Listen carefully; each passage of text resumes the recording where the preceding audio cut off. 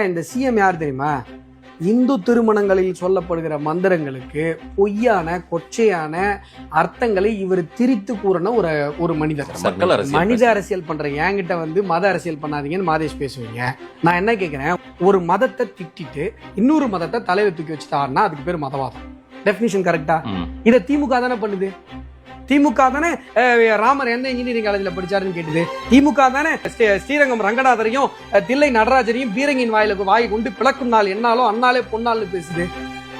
விசிகா பேசுது இல்ல. கூஸ் குசா இருந்தா தேவாலயம், கூம்பா இருந்தா மசூதி, அசிங்க சிங்கமா பொம்மை இருந்தா இந்து கோயில். வெள்ளக்கம் டெபினிஷன் வெங்காயம் யார் கொடுக்கறது? விடுதலை சிறுத்தைகள் கட்சி தலைவர் திருமாவளவன். இதுக்கு பேர் மதவாதம் இல்லையா?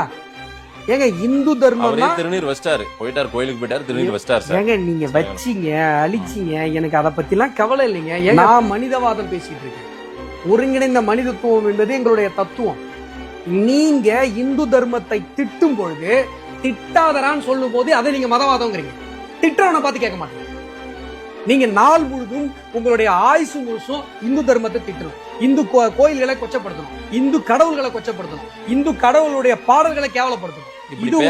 தூக்கி எறிஞ்சிருக்காரு சீஃப் மினிஸ்டர்ல இருந்து தூக்கிட்டாரு, பதவியில எல்லா கட்சி பதவியில இருந்து தூக்கி இருக்காங்க. யாரு அதெல்லாம் நடந்து? அப்ப ஸ்டாலின் அவர்களை வந்து ரிசைன் பண்ண சொல்லுங்க.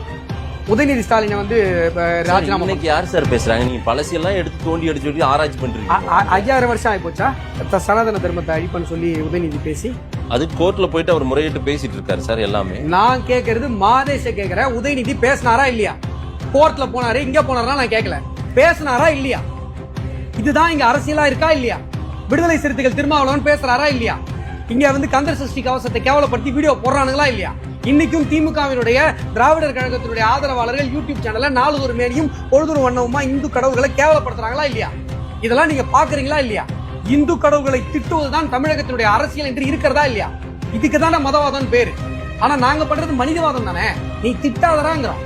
நீங்க திட்டுறீங்க, நாங்க பாதுகாக்கிறோம். நீங்க திட்டுறதுனால நாங்க பாதுகாக்கிறோம்.